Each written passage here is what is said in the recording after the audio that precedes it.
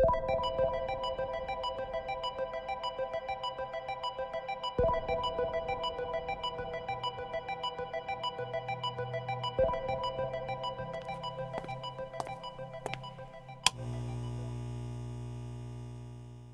I'm Julia Kirby at Harvard Business Review. Today in the studio, we're very happy to have George Westerman. He's a research scientist at MIT, part of their initiative on the digital economy. He has a new book. It's called Leading Digital, Turning Technology into Business Transformation. George, thanks for being with us today. Oh, it's great to be here. Why don't you just set the stage for us to begin with an example of what you mean by a company that has achieved what you call digital mastery? Well, you know, it's interesting. One of my favorite companies out there is Caesars. And they're in the gaming industry. They have run hotels and casinos. And one of the things that they've been able to do is use digital to get closer to customers than they ever could before. So they saw years ago, they noticed that their best customers were carrying smartphones. And they started saying, what else can we do? So they offered a service, first of all, that you could check in from the airport. You could send a text to Caesars that you're coming. And when you got there, the bell captain had your key. You didn't need to go to the registration desk. You could walk up. But then they went beyond that. It used to be they would send you emails and see if you'd pick up a coupon. Now they send you emails on your phone. And they know within hours now whether you're going to use that coupon or not. And if you don't use the coupon for the expensive restaurant, they'll send you one for the cheap restaurant. If you're having a bad day, suddenly a free dinner appears on your phone. All these things that they used to have to do with people to make sure that their best customers were doing well is now being done digitally. And the customers are happier about that. Gary Loveman told us, you know, the last thing you want to do is ignore the millions of people in the middle of the market. Digital allows them to give the middle of the market the same kind of service they used to give their best customers. It's just a fascinating opportunity, and they're making it happen. So what I'm hearing there is this evolution where they put in place some basic capabilities, and then they just kept building on them.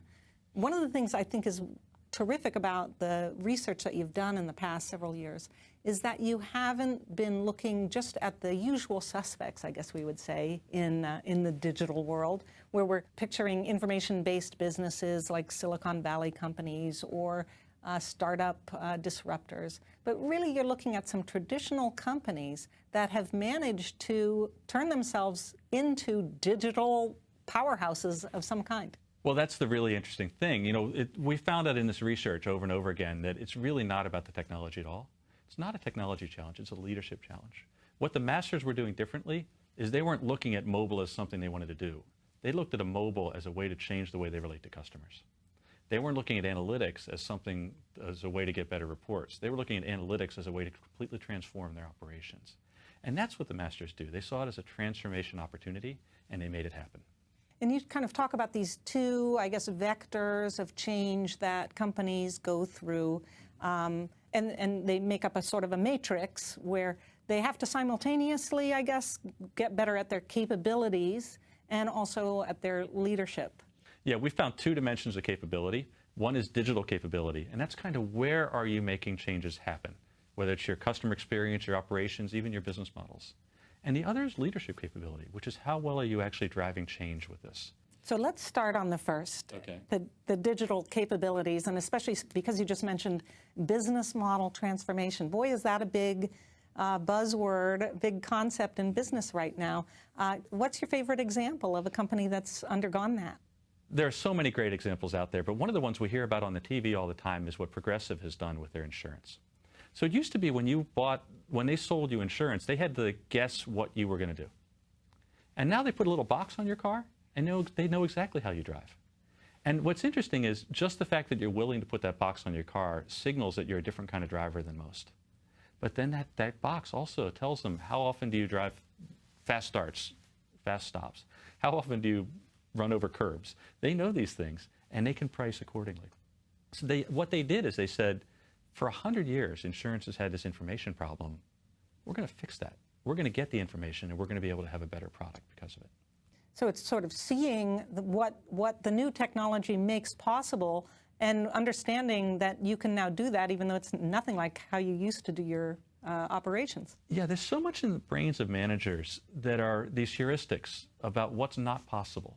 Because after 20 years in a company, you find out a lot of things that are not possible. And one of the things that we find these companies do is these digital technologies make new things possible, like figuring out how drivers drive, or like knowing where your customers are at any moment. And when that's there, it changes what you can do as a company. So this other dimension of mastery is great leadership. What does it mean to lead well in a digital environment? Well, you know, for all the talk out there about innovation and let 1,000 flowers bloom, there are so many different things you can do with digital that you let 1,000 flowers bloom, you're going to end up killing 900 of them anyway. And what the great leaders in digital transformation do is they set a vision out there. They say, this is how we want to be different. And with that vision, they then can steer the innovation in the right direction. So vision seems like it's one of those words that that everyone talks about, that you need a vision for everything. But what's the next layer of detail here? Well, you're absolutely right. Vision is kind of a fluffy term, and you want to get that right, but then you want to figure out what to do with it. What the vision does when it's done right is it energizes people in moving in the right direction. It stops their defense reflexes and helps them understand how they fit in where the future is going to go. But once they're energized, then you got to steer them. And that's where strong governance comes in. So these transformations, we've studied dozens of them in hundreds of companies around. These transformations have all been led top down very strongly. They don't trickle up from the bottom. They're led very, very clearly in a steered way. It's not magic. It just takes a lot of real effort from the top of the company, and everybody can make it happen. Thank you so much for taking the time to share these insights with us today. It's been a great conversation. Thank you.